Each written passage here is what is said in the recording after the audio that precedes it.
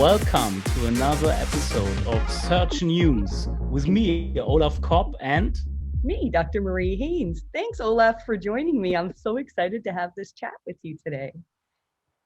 Yeah, great to be here. I'm a bit excited. It's the first English podcast for me. Yeah, so you were saying, for those who are listening, Olaf is in Germany, right? Yeah, Germany and part-time Portugal. I live in both countries. Excellent. And I know you were concerned that perhaps your English might not be good enough to do this, but we've been chatting for a bit, and I don't think you're going to have a problem at all. I don't have a really benchmark in the business context. I have to speak in Portugal all the time English, but in the business context, it is not my. I'm out of practice, I would say. I'm super impressed by anybody who can speak more than one language. I always tell the story about my German. This is a bit of an embarrassing story. A friend of mine in university, we went to Oktoberfest and this big party, and I asked her to teach me a German phrase that I could say to people at the party. And I thought I was saying some nice greeting. Now I'm going to mess it up completely, but the phrase was, "Willst du mit mir schläfen?" No, which it was a horrible. It basically means it's an offer, you know. Yeah, you know what it means in English, yeah. Well, now I do, but my friend didn't tell me that, so no worries. I think it was payback. I did something similar to her before then. So, anyways, thank you for joining me. Why don't we start off by if you can share a little bit about yourself and what kind of work you do in terms of SEO. Yeah, I'm a co-founder and CBDO, Chief Business Development Officer and head of SEO at the German online marketing agency Aufgesang. It's a German word. Aufgesang, it means sing up or something like that. Yeah. And I'm publishing content since 2009 about SEO and content marketing in my blog. In my German blog, I begin to translate some articles from the last years in English on my other consulting website. I think you have read something from the last post. Many of them in the last and I'm very interested in semantic search and EAT, like you too. And in this context, I read something last year about you, and because Google mentioned you according to EAT, and then I was very interested, and they're back in the day about 2013 when Hummingbird was launched. There were little information about semantic search, and then later when EAT comes on the map, there was also very little information. And I begin, inspired by Bill Slavsky, a great mind in our community, in our industry. And he inspired me to read Google patterns and research paper there were a lot of pieces of a puzzle around these topics, EAT and semantic search, but without giving the whole picture, the big picture. And so I began 2017 to read aloud a lot of Google patterns and research paper to get the big picture around the whole EAT and semantic search topic. So I've read about 100 patents and research papers until today, and it felt a bit like a researcher or pioneer because they are so Google don't give really much information about these topics. I think you will agree, and you have to search for it and search for it, dig very deep. I think is a lot of discussion about the rabbit hole. I read we entered all the rabbit hole and go deeper every day, every hour. It is fun, and I'm very happy to meet people outside of Germany that have the same passion for these topics. Because in Germany there are not so many people in the industry who are interested in these topics. They are more focusing on core web vitals and page speed optimizing and such technical stuff. And I think the really big topics are EAT, semantic search, and such things, and content, of course. Yeah.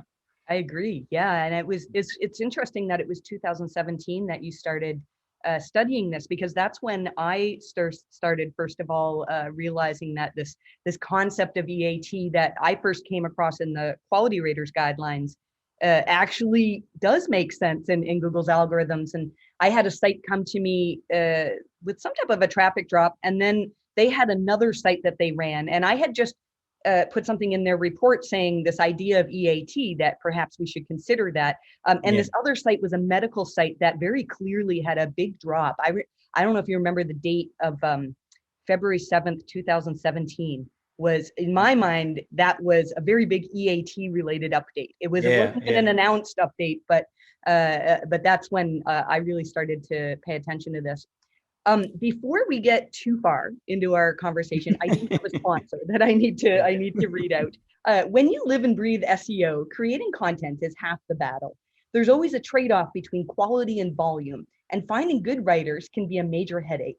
Contentfly makes it easy to request content with writers, connect with writers, without compromising on quality. Simply sign up, fill out your goals, submit your brief, and they'll take care of the rest. Contentfly's custom matching process ensures you find the perfect writers for your content goals. They even include free revisions and rewrites, plagiarism checks, and a 30-day, 4,000-word money-back guarantee. So you can get started by visiting contentfly.com/search news, and there's a special offer there for a free trial for search news. You can use, listeners and readers if you're a reader of our newsletter as well. All right, so let's get back to EAT here. So you first started studying patents on EAT, you said in 2017? Yeah. Is that right?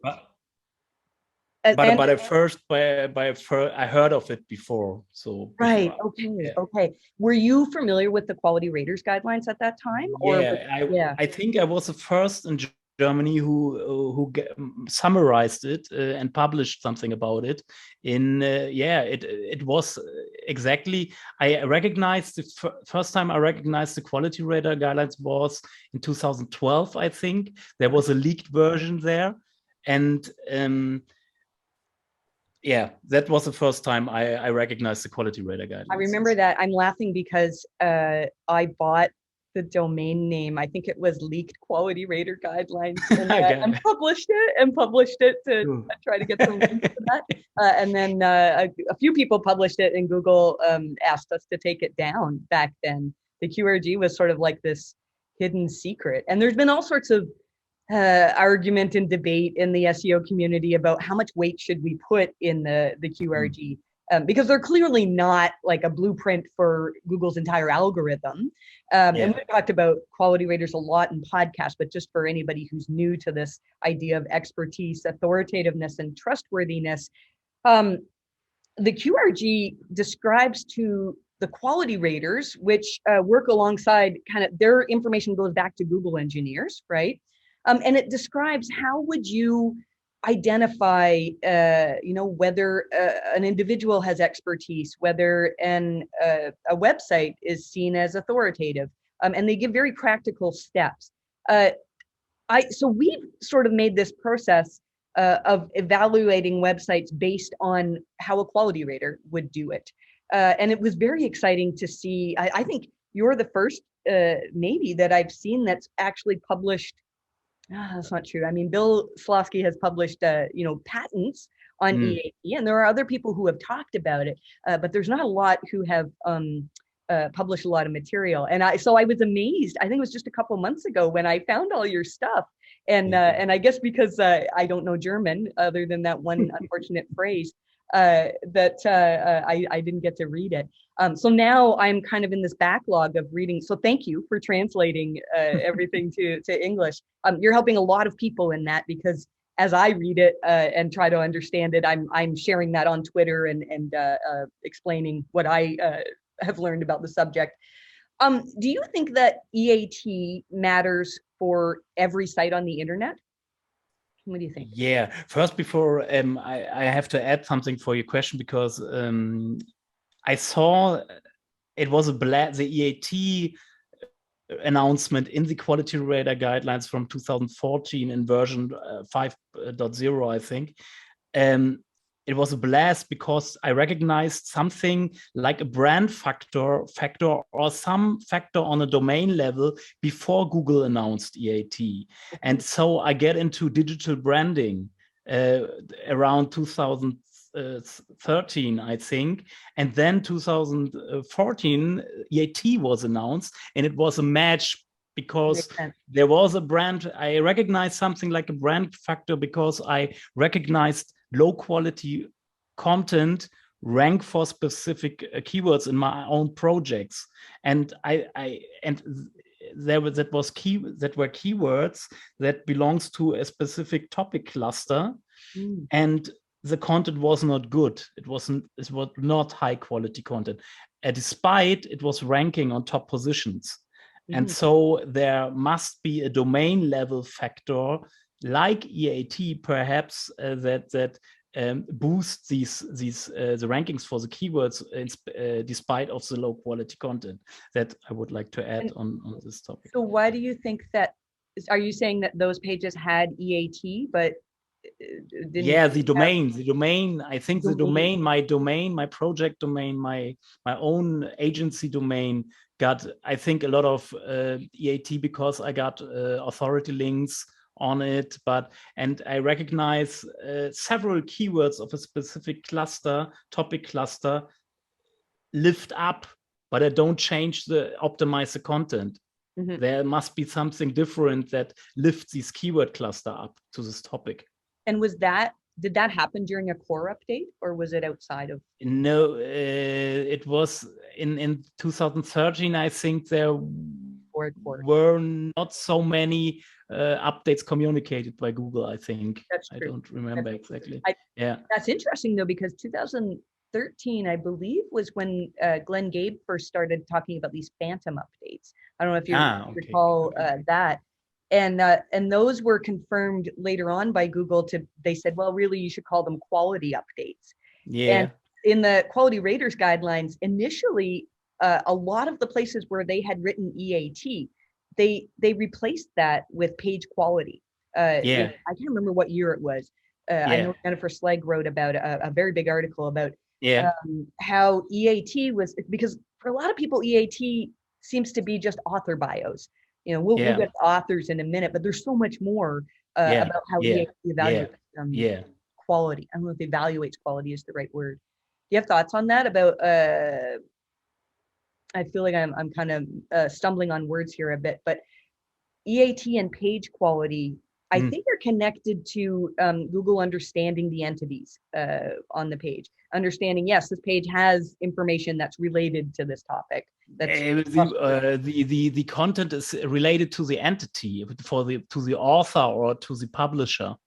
Yes. Or the domain as a digital representation of the entity. So, which is probably a good place to start talking a little bit about semantic SEO. Can you describe how you would define semantic SEO?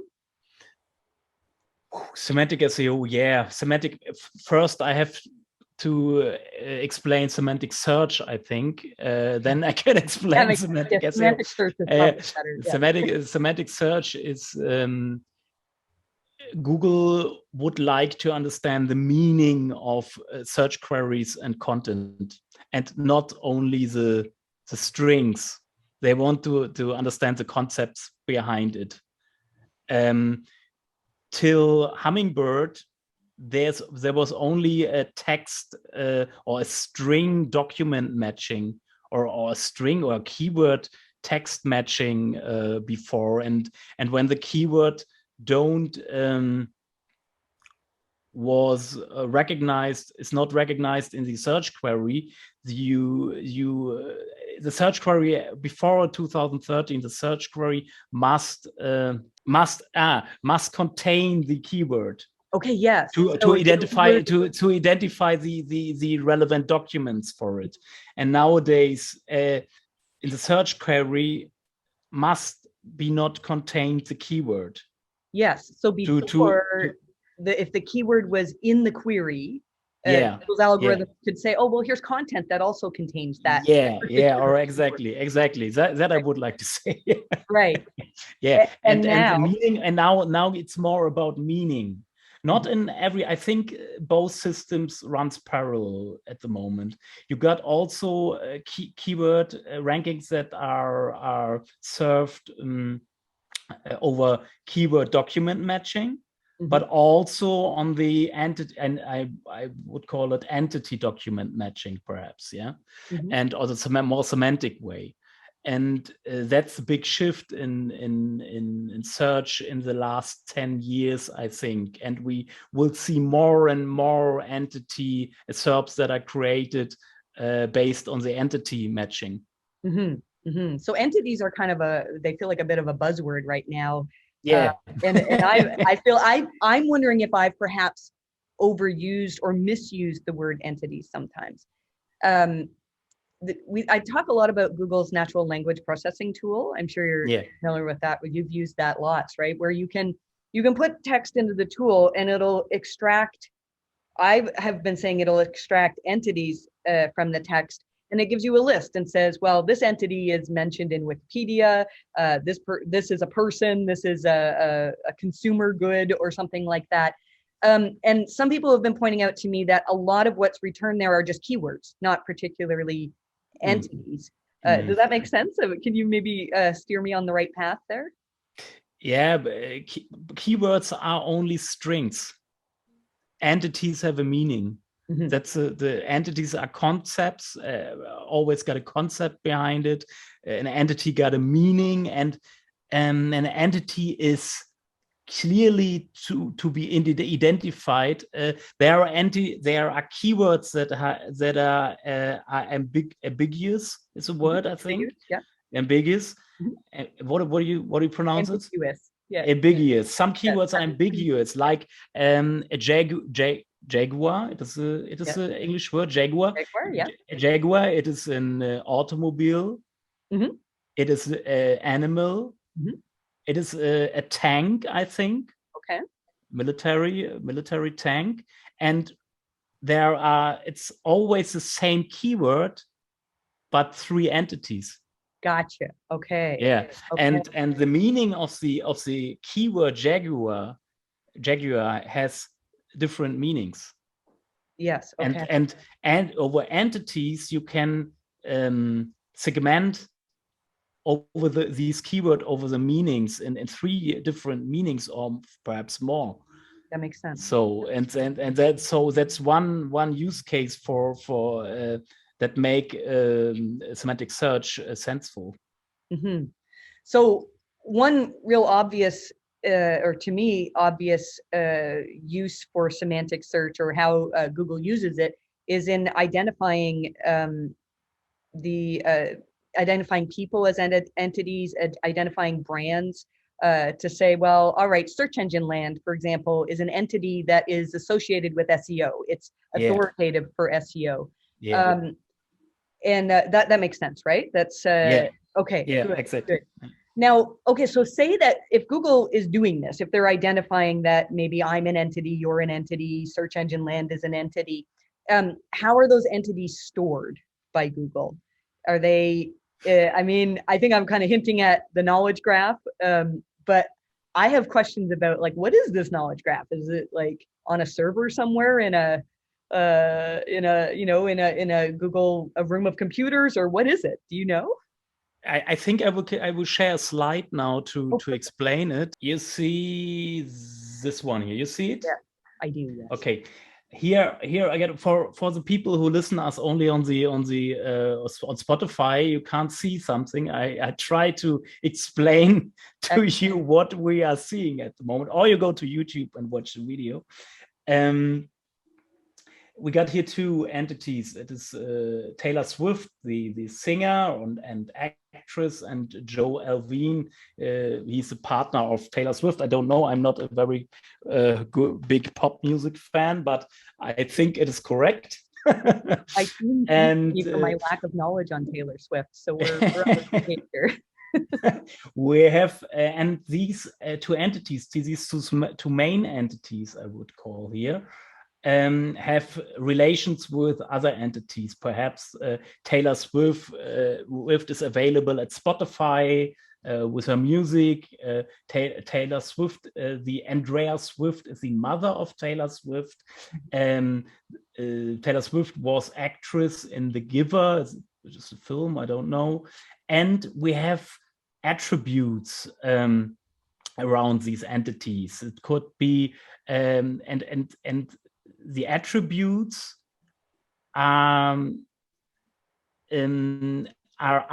always displayed as, or you can imagine attributes as value pairs. Either you got a type of attribute, and you got a value for it. I've heard perhaps hate, because perhaps gender is the type of the attribute, and female is a value.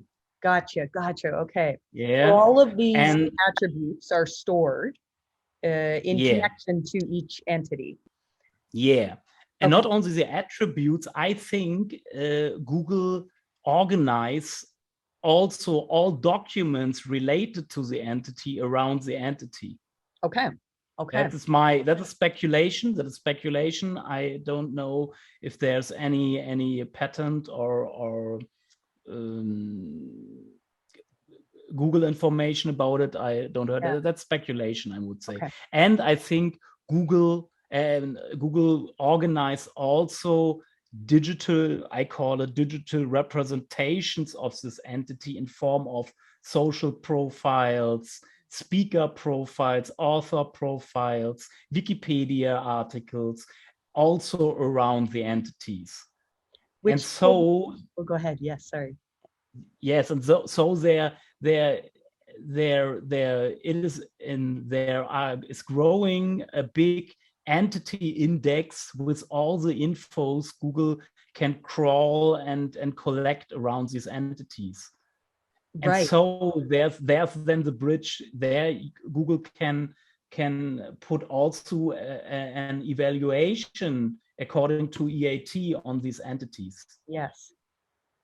Yes, which is what I was going to say, is that this fits so well with EAT, that Google would understand each entity and would, if they look at the presence of that person, that brand, that company, whatever, across the web, and connect everything, it's very easy to determine authenticity. I often look at EAT as a measure of authenticity, that a business actually is legitimate and exists, and other people talk about it, and other experts talk about it, and so that makes sense with what you're describing, that every entity in the knowledge graph has all these connections.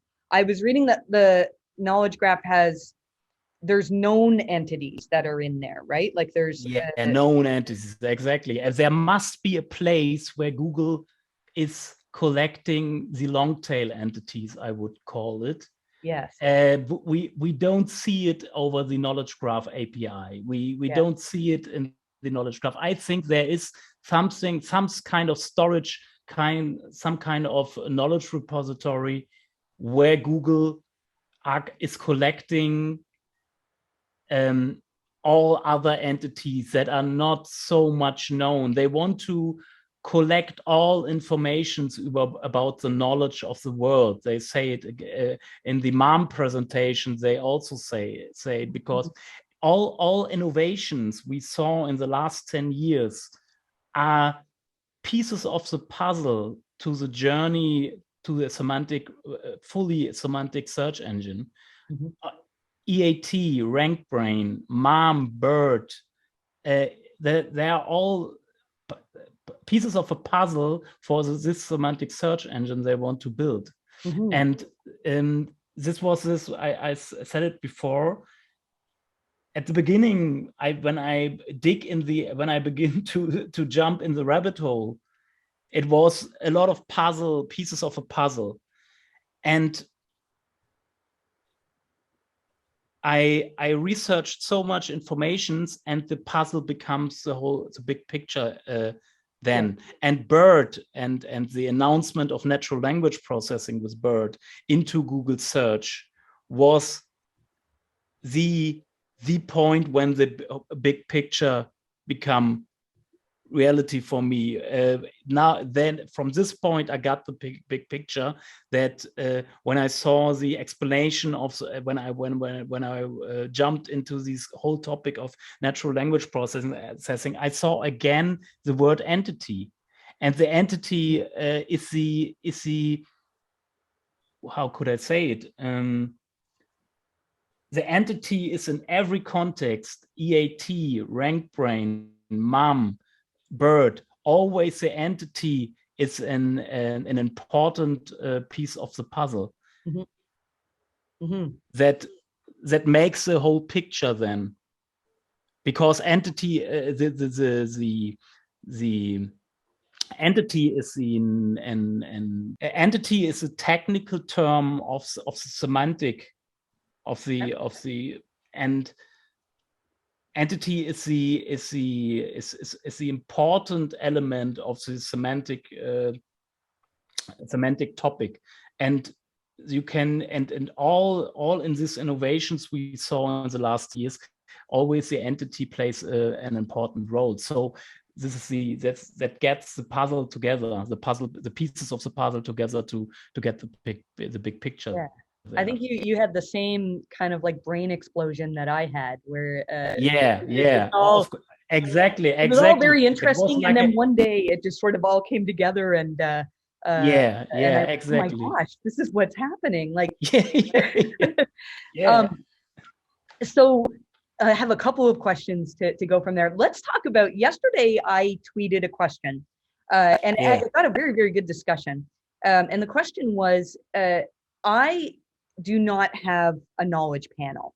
My company does. If you search for my name, you'll see Marie Haynes Consulting on the right-hand side.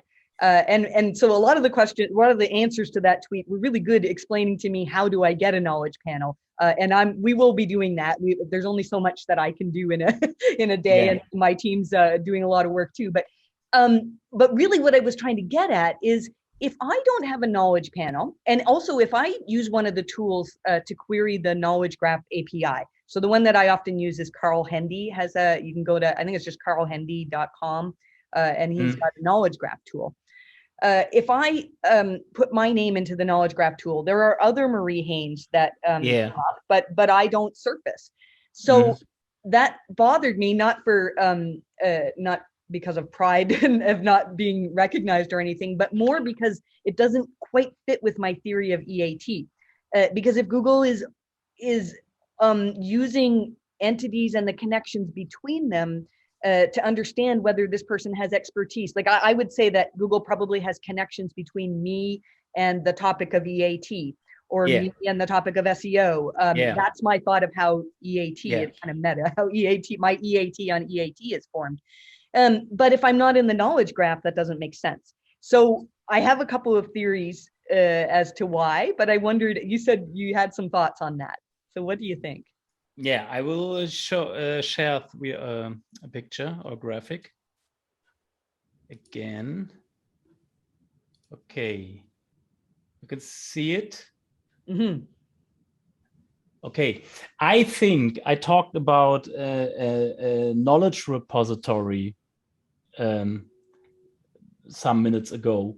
I think these knowledge repository where Google is collecting the long tail entities and the infos around these the long tail entities is the perhaps the knowledge vault, or perhaps the knowledge vault 2.0. The knowledge vault was introduced from Google in 2013, I think. The knowledge vault for collecting informations about long tail entities, so they called it in the presentation, out of unstructured content. Yes. Yeah, and there comes natural language processing in the game, because over natural language processing, Google is or natural language processing enable Google to get entity informations out of unstructured data, unstructured content. And in the world, there's much more unstructured data than structured data or semi-structured data like Wikipedia. And there, so over knowledge natural language processing, Google can identify entities, extract them, and extract also information and about relationships and attributes and so on around the entities. And somewhere Google must collect these informations. And I think it is a kind of knowledge vault. Perhaps Google don't call this storage knowledge vault. Perhaps it has an intern other name, but the principle of the knowledge vault, I think, is the same. And I think when in the knowledge vault there are a lot of more information as in the knowledge graph, but not validated. Gotcha. The information are not validated, and they need more info, more proof to validate the data around the entities. And when they are sure that the informations are true, then they could transfer it to the knowledge graph. That's my theory on it. That actually kind of makes sense. I know Jason Barnard was talking about, he's got a really good resource on creating an author entity hub. And he said that in his experience, if you have a Wikipedia page, you need about 20 corroborating sources. You need about 20 sources that confirm the information as interesting. true. Yeah. And if you don't have a Wikipedia page, in his experience, you need about 30 of authoritative sources that are backing up the information that you've put in your author hub. I have to do more research on that, but I think that's kind of what you're saying, is that there has to be, in order for something to be in the knowledge graph, Google has to be very confident that it's a fact. Because the knowledge graph, the knowledge panel gets so much place in the SERPs, so the information must be correct. I got another information. I heard of it where we do Wikipedia PR for our clients in Germany. We know the rules of Wikipedia to get a Wikipedia article. I heard of it also that you need, for example, 3 books. Okay. Then you will get an author page or an author article in Wikipedia, or you are able to get it. Well, I got to get me a Wikipedia page. I feel like it's been one of the things that's been on our list for forever to do, is to try to build out our own entity presence across the web. But I mean, Wikipedia is one source. But again, for EAT to work, it can't just be only for companies that are big enough to be, or individuals big enough to be in Wikipedia. Because Google wants to verify the authenticity of most information, I think, on the web. This idea of the knowledge vault is very, very exciting to me. Now, what my team often says when we have this discussion is just how horrendously expensive this would be to take like that much information. If you're saying, I mean, say on my homepage, there's certain parts of structured data, right, that you can mark up with schema to say, well, here we haven't. Again, it's one of those things that's on our list. We recommend it to so many, and cobbler's kids. We have to work on our own site. I can add schema, and say, yes, this is a person. This is our address. That's a verifiable fact. Things like that. But if Google was going to extract every possible entity from our content, every piece of content on just my site alone, that would be a huge amount of data, right? And there are, I don't know how many trillions of sites on the web. So that's kind of crazy that, to think that maybe one day there will be a vault, or maybe it exists, of all of the entity information that's in the world. Perhaps I can add something, because it makes the graphic complete. We will see here. Structured data is very important for Google to train the machine learning algos according to natural language processing. Okay. So so that's the motivation of Google to motivate website owners to put structured data on their websites, because they can learn their machine learning algos with this data, with this structured data. But I think Google, in the future, Google don't want to use it anymore, because they only use it for at the moment, because they need more data to learn the machine learning algos to get better language models for the natural language processing, to better extract entities, identify entities, and get more valid informations about entities. I think that's the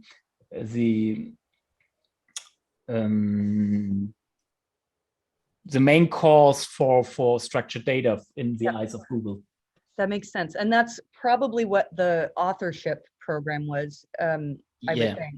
I mean, for anybody who's not familiar, years ago, Google gave us this thing where we could implement, it was basically a link scheme for Google Plus, I think. That's what I thought it was. We would link to Google Plus and say, yes, this Marie Haynes is the same Marie Haynes that's on Google Plus. Exactly. And in return, when somebody, when one of my articles was in the search results, you would see my picture next to it. And so SEOs did that because we're all very proud of ourselves and probably very vain and like to see our pictures. But I think that was Google used those for machine learning. That's my thought.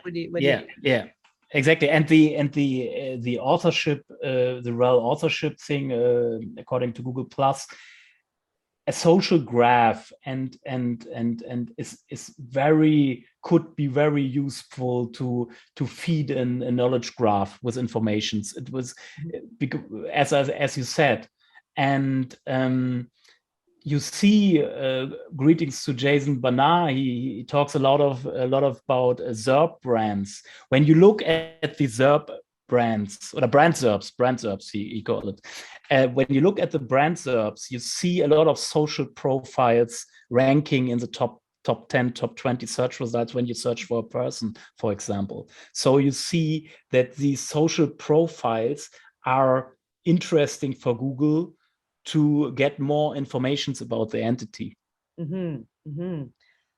Only the profiles. I don't want to say that social media signals are ranking factor. Don't misunderstand me, because that's not true. But the social profiles of the entities, if it is a person, from the entity type person, then the social media profiles could be interesting for Google to get information around the entity. That does make sense too. I haven't looked into that too much, but it kind of makes sense, because if I'm, if Google can recognize that, oh yes, I have a Facebook profile, I have a Twitter profile, I have LinkedIn, and I have a following, that might speak to me as an authority, as an entity, perhaps. Or maybe it just validates that it's the same Marie Haynes. Perhaps I'm taking it too far. So I want to talk a little bit more about this idea of a knowledge vault, because to me, you wrote an article. I can't remember if it was in Search Engine Land or where, but I've been referencing it, about MUM coming up, and how this is potentially the step into Google being almost maybe completely fully a semantic search engine. And I think the knowledge vault fits into that, because MUM can extract drastically more entities from content, which I think is needed to become a semantic search engine. Do you want to talk about that a little bit? Yeah, we can do it. Yeah.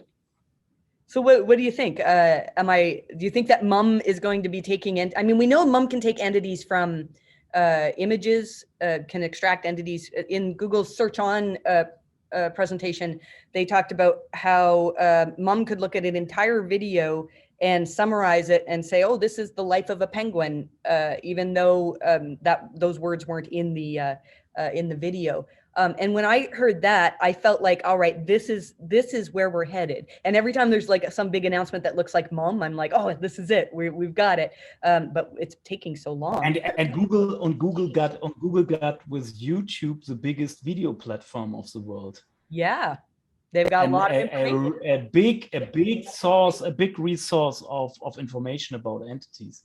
Mm-hmm. Mm-hmm. So I think, you know, whatever, and MUM is just another of these AI advancements that every time, you know, Google makes an advancement in language, we see changes in search results. And so am I correct in saying that as Google moves more towards a semantic search engine, that PageRank becomes maybe less important? What do you think about that? I think PageRank, it is always at the moment, it is always and will be, I think, a big factor for, or a big signal for EAT. So, and when we talk about EAT, we talk about entities and semantic search. There's a clear connection.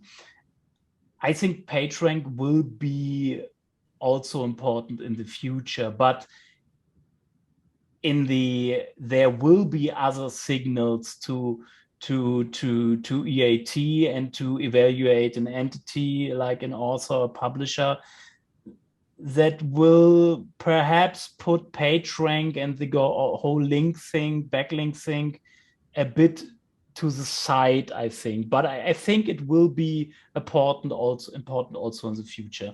Yeah, I don't think it will replace. I don't think it will replace it. I don't think PageRank's going to go away. I guess what I'm getting at here is we go back to BERT. So BERT was announced by Google in October of 2019. And BERT was, again, an advancement in understanding language, mostly in understanding the searcher's query, that like, all right, even though this keyword isn't in the query, this is what they're trying to find. And then they can match that with content. Shortly, a couple weeks after BERT was announced, there was like another unnamed update. It was November 8th of 2019. And a lot of the sites that saw drops, because we analyze every week, we look at, we've got hundreds of Google Analytics profiles that we look at. And a lot of the sites that dropped were ones that had used kind of like gray hat link building techniques. Things like recipe blogs where I would say, oh, and here's 5 other recipes you might like. And really it's a link wheel, that it's just an agreement between those 5 recipe bloggers that they link back and forth. Or people getting lists from like top 10 roundup, links from top 10 roundup lists and things like that, where they're not like, it's not black hat links, but they're really not truly recommendations that, because PageRank really is supposed to be, in my mind, Google's algorithm saying, well, all right, we see that the keywords or maybe the entities that we are looking for are on this page, and this page has been linked to lots, so it's probably trustworthy. So these are probably relevant. Whereas if Google could actually understand the content on that page, maybe they don't need to rely so much on the links. Like you still need some EAT, you still need some proof that like, yeah, you know what you're talking about. But if Google can understand that, oh, wow, all the facts on this page are correct, and there's maybe new information that on this entity, they can see that it's a valuable page. And so in my mind, links are still very, very important, especially from authoritative places. But some of the links that used to work to boost content up for rankings in the past are really not working so much. Yeah, but I gotta, you read it, you shared it. I made an article, the first article I made on Search Engine Land about the signals to trigger EAT or to influence EAT. Perhaps you remember. They are mentioned and a Google patent or research paper, I don't know exactly, about the connection or relation to trust seed sites. Yes. In the link graph. And I think when you are only getting links, don't bring you up in the rankings. But when you get the right links from other authoritative domains in the link graph to that topic, then the link is very important still, I think. But not every link. When you get a link from a site who's not in a kind of relevant set for a topic, the link will not count, I think.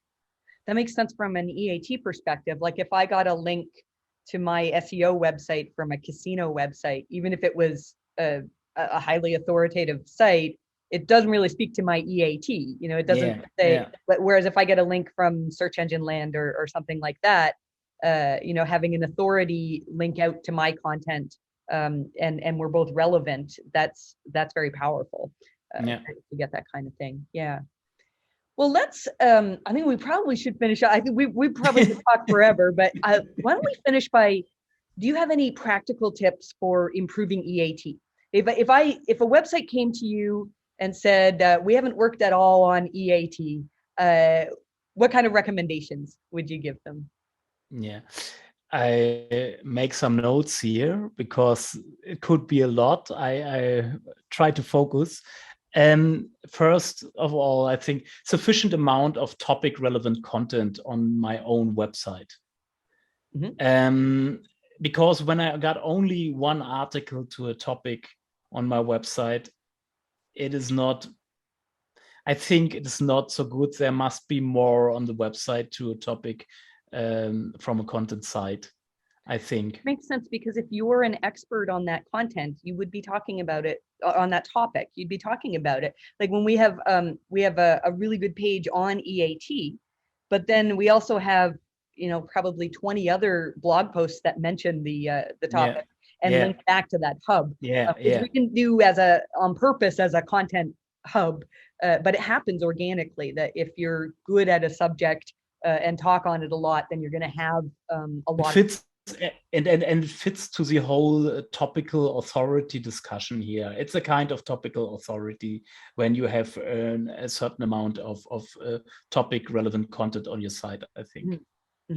That's something I want to talk to Corey Goober about. He's got some really good articles on creating topic hubs and creating semantic authority basically on topics. The second point, make it easy for Google to properly classify your on-page content. For example, write in simple sentences, because you have to write simple, that the natural language processing can understand your content better. Do you use the NLP tool at all for that? Sometimes we'll put Google's natural language processing tool. Sometimes I'll put a sentence in. I use it sometimes, but we don't implement it in the workflow yet in our agency at the moment. I'm experimenting with it, and there are other tools that are also using the NLP RP from Google. You tested one. Yes. I shared and for our chat on Twitter, you tested it. Yeah. And this was also this is also a great tool, I think. I find the NLP RP demo from Google a bit unhandy, I must say. It is. There are better tools to use to play around with the natural language processing RP, I think. I'll link in the summary to the diffbot tool. I'll probably use, you gave me a link that has your bio in it. It's fantastic because the tool can show you in a graphical form that that natural language processing can determine that, okay, Olaf is associated with this company, and you know, sometimes we can say very flowery words that might make sense to another human, but not to a machine.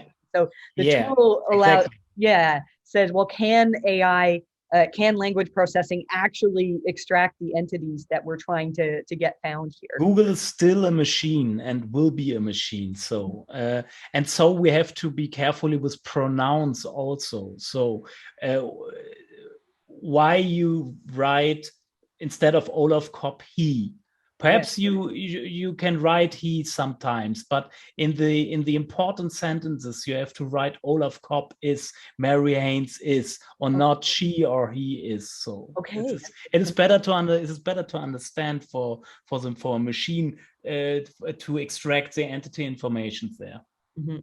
Which is tricky, right? We always say write for humans and not search engines, but I think there has to be a little bit of leeway there.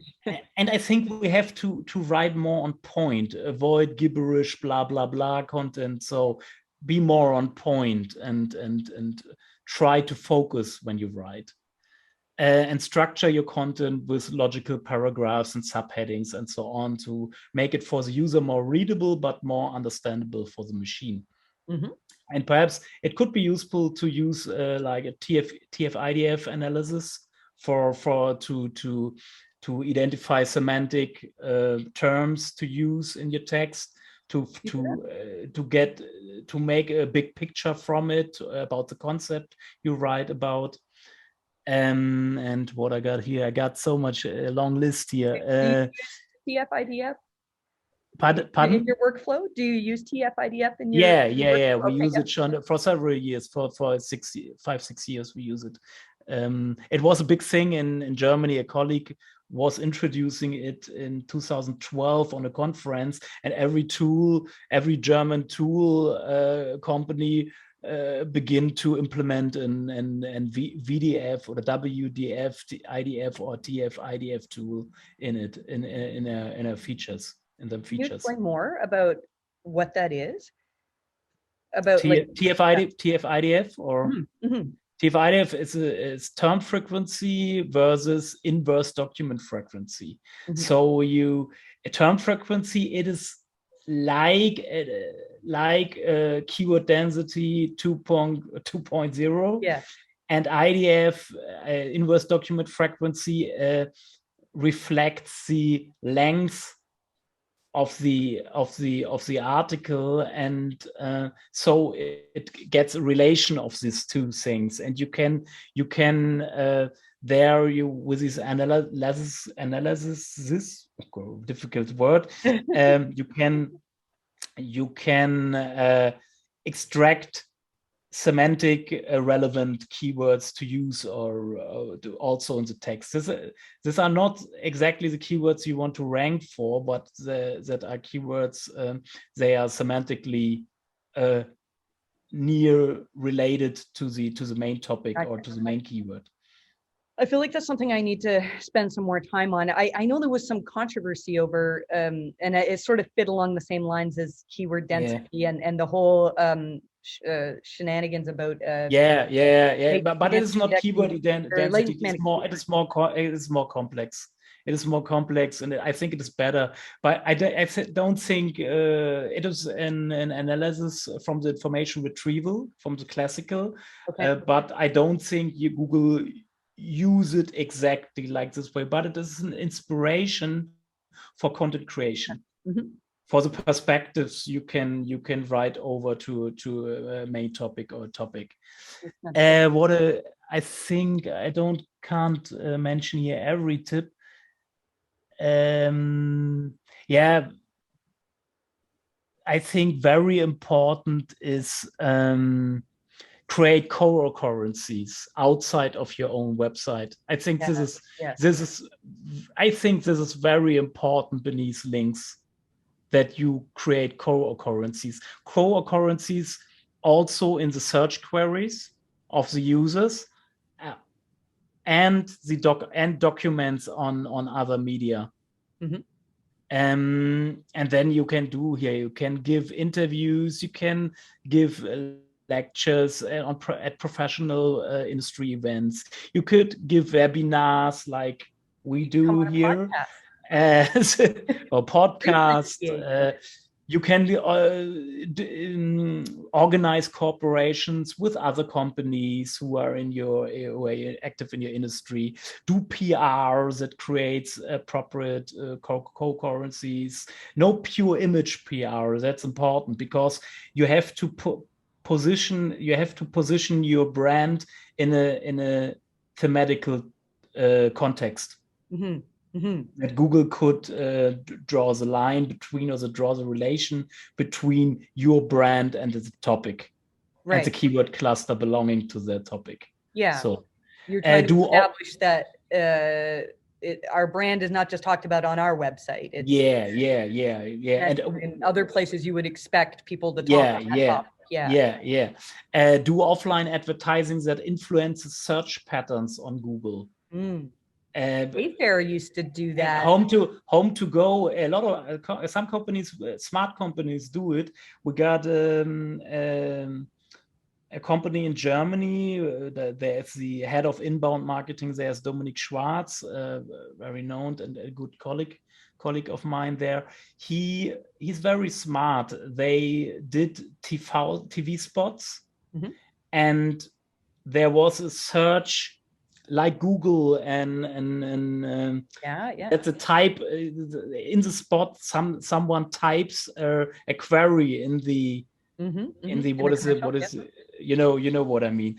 And so the people began to write these queries at Google and so send signals to Google that Home to Go is a company, the name, that Home to Go, they with this TV spot, they triggered search queries like Home to Go, apartment Spain. Yes. The Wayfair one, I saw the same commercial for Wayfair, and it was encouraging people to Google, and it showed a Google search, like somebody typing in the search, Wayfair washing machines, and with different appliances. And so the idea was to connect the brand Wayfair with washing machines, and I think it did very well for them. Good idea. And all you do offline, it will trigger something in the search engines, because the people saw something offline. And a lot of people will go to Google or other search engine and will type the keywords they found related with the brand, or they recognized in the spot or the advertisement, print advertisement, or something else. They will go to Google and put it as a search query in it, and so you send signals to Google that you are an authority in this topic.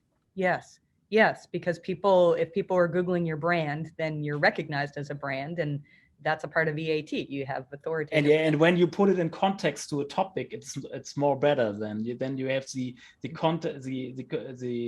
context brand, the thematical topic brand constellation in the search queries. This is very, very exciting, and I think it is.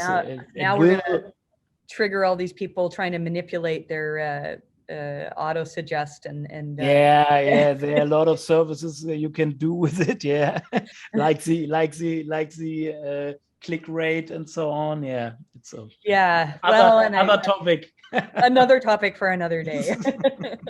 This is probably a good place to finish up for today. This has been really, really good. I learned a lot. Before we go, Olaf, if people want to contact you or hire you, first of all, can they do that, and how? How do they reach you? We are not. I have to say it. We are not offering services for outlandish markets. But when companies want to enter the German language market, like Germany or Austria or Switzerland, they are welcome. But perhaps everyone can connect me over LinkedIn. Perhaps Twitter. I think LinkedIn is the best way. I think LinkedIn is the best way. Connect with me with LinkedIn, then you see what I'm publishing, I'm posting, and we could discuss a bit over semantic SEO, marketing, content marketing. We have been. I just started being a bit more active on LinkedIn, but Twitter is mostly where you'll find me. And in Germany, Twitter is not so big. No. So I get back to Twitter. I have a Twitter account since 2009, but I think last year I begin to engage more in Twitter. Before I only published it over social media tools automatically, and with my English articles and my English publications or international publications, I begin to engage more on Twitter. Which is great, because it is in Germany. In Germany, it is not so big. Really? I find it amazing that like yesterday when I had this question about me and the knowledge graph, I could tweet it and tag you and you know several other people all around the world, and within Yeah. minutes we're having a whole conversation with all these experts in the world about Google's algorithms. It's Yeah. I Yeah. mean, yeah, I guess LinkedIn does the same, but Twitter just is amazing that you can just connect with anybody, you know, if they're willing to have that connection. Yeah. Well, if anybody Great. wants to reach out to me and to my team, you can do that at help@mariehaynes.com.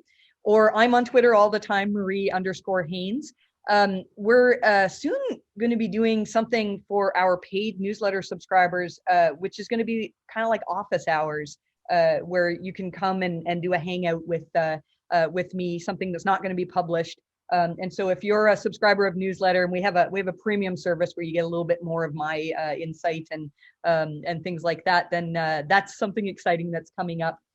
And yeah, I'm off to do a bit more gardening today. We got this crazy tractor that is, I got to dig dirt. my whole day is moving dirt, which is very meditative. It gets me not thinking about Google. So thanks again, Olaf. This has been really, really good. I will see you on Twitter and also LinkedIn. And to everyone who's listening, I wish you the best of luck with your rankings. Thank you.